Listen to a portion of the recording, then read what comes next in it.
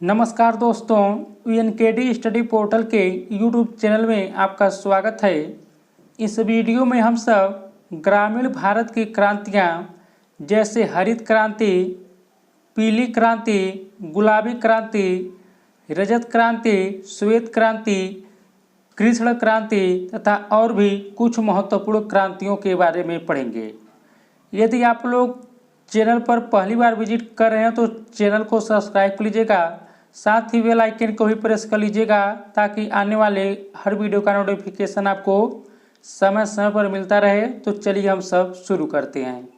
तो देखिए, सबसे पहले हम सब हरित क्रांति के बारे में पढ़ेंगे। चलिए हम सब हरित क्रांति के बारे में देखते हैं। देखिए, भारत में हरित क्रांति की शुरुआत 1967-68 में प्रारंभ करने का श्रेय नोबेल पुरस्कार विजेता प्रोफेसर नॉर्मन बोरलॉग को जाता है। देखिए दोस्तों, भारत में हरित क्रांति की शुरुआत 1967-68 में प्रारंभ करने का श्रेय नोबेल पुरस्कार विजेता प्रोफेसर नॉर्मन बोरलॉग को जाता है। लेकिन देखिए, भारत में एमएस स्वामीनाथन को इसका जनक माना जाता है। देखिए दोस्तों, एग्जाम में प्रश्न इस तरह पूछ लिया जाता है। देखिए, यदि प्रश्न पूछे कि भारत में हरित क्रांति के जनक कौन है, तो देखिए आप सब ऑप्शन में टिक कीजिएगा। भारत में जो हरित क्रांति के जनक हैं डॉक्टर एमएस स्वामीनाथन हैं। और देखिए, प्रश्न यदि इस प्रकार पूछ ले बस इतना ही कि हरित क्रांति के जनक कौन है, तब आप टिक कीजिएगा हरित क्रांति के जनक प्रोफेसर नॉर्मन बोरलॉग है, तो याद रखिएगा। तो भारत में हरित क्रांति के जनक कौन है, डॉक्टर एमएस स्वामीनाथन है। और जब इस तरह प्रश्न पूछ ले हरित क्रांति के जनक कौन है, तब आप प्रोफेसर नॉर्मन बोरलॉग को टिक कीजिएगा। आगे चलिए हम सब देखते हैं।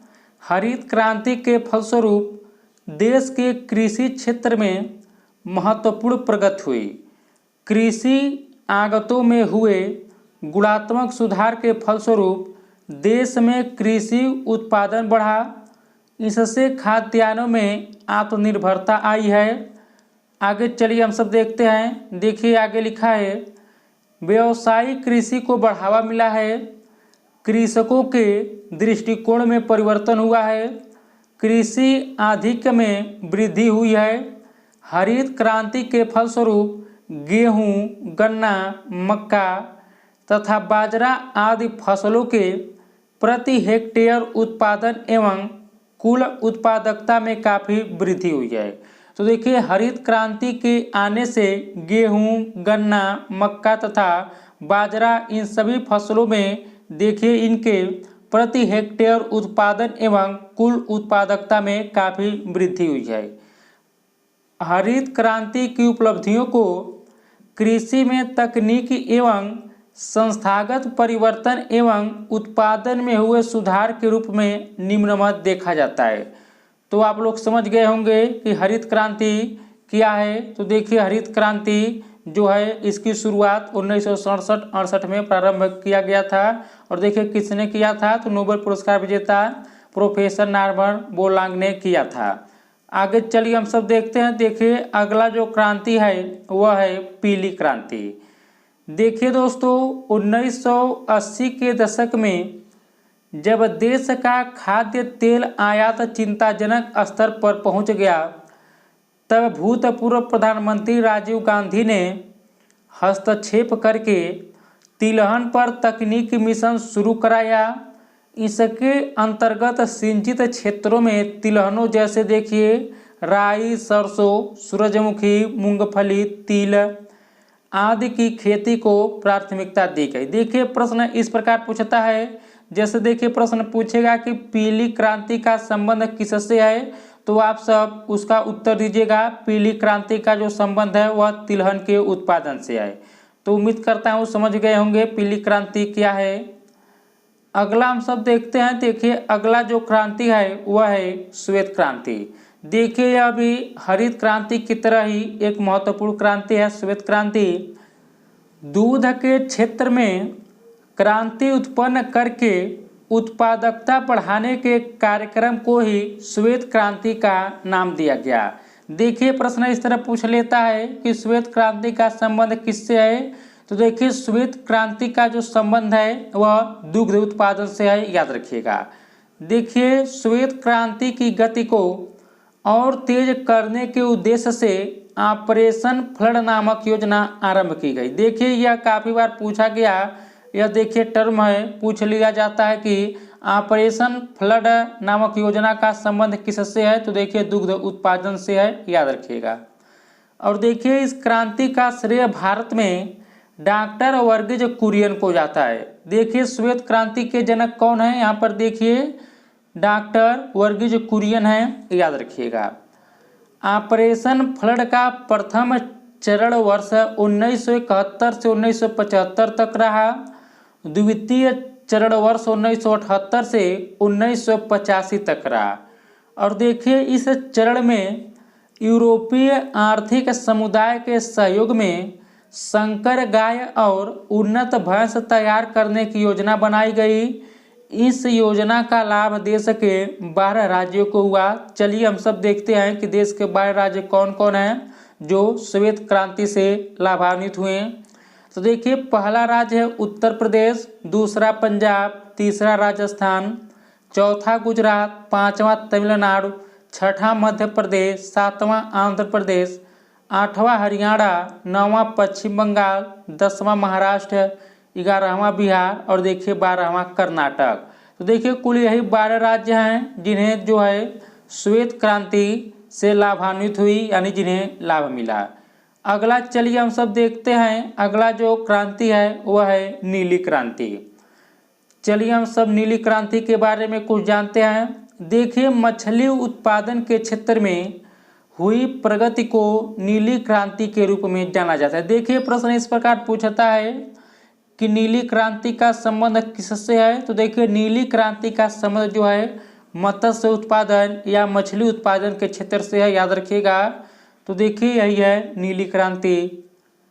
अगला हम सब देखते हैं, देखिए अगला जो क्रांति है वह है गुलाबी क्रांति।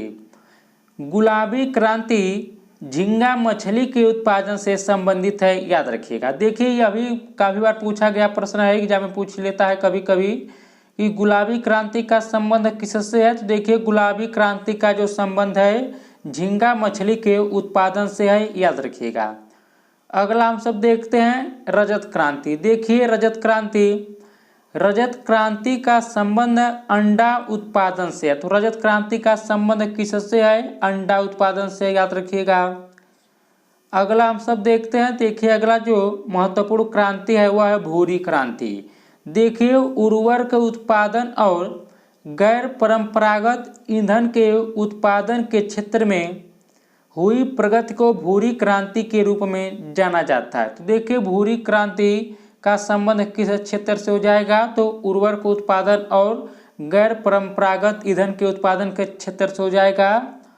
तो यही है भूरी क्रांति। अगला हम सब देखते हैं, देखिए अगला जो क्रांति है वह है सुनहरी क्रांति। तो देखिए सुनहरी क्रांति के उत्पादन का संबंध फल से है। तो सुनहरी क्रांति का संबंध किससे है, तो देखिए सुनहरी क्रांति के उत्पादन का संबंध जो है फल से है, याद रखिएगा। अगला हम सब देखते हैं, देखिए अगला जो क्रांति है वह है बादामी क्रांति। देखिए बादामी क्रांति का संबंध मसाले उत्पादन से है। तो बादामी क्रांति का संबंध किसके उत्पादन से है, तो मसाले उत्पादन से है, याद रखिएगा। अगला हम सब देखते हैं, देखिए अगला जो क्रांति है वह है लाल क्रांति।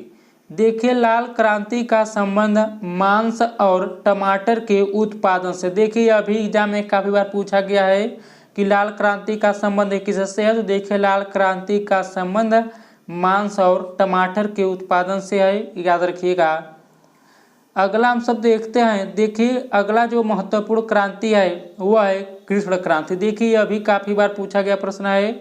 तो देखिए कृष्ण क्रांति पेट्रोलियम उत्पादन को बढ़ावा देने से संबंधित है। तो कृष्ण क्रांति का संबंध किस क्षेत्र से होगा, तो देखिए पेट्रोलियम उत्पादन के बढ़ावा देने से संबंधित है, याद रखिएगा। यही है कृष्ण क्रांति। अगला हम सब देखते हैं, देखिए अगला क्रांति है गोल क्रांति। देखिए गोल क्रांति का संबंध जो है वह काली मिर्च के व्यापार को समृद्ध करने से है।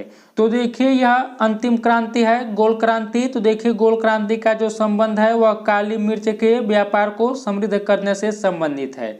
चलिए एक बार हम इन सभी क्रांतियों का एक बार रिवीजन कर लेते हैं। तो देखिए सबसे पहले हम सब पढ़े हैं हरित क्रांति।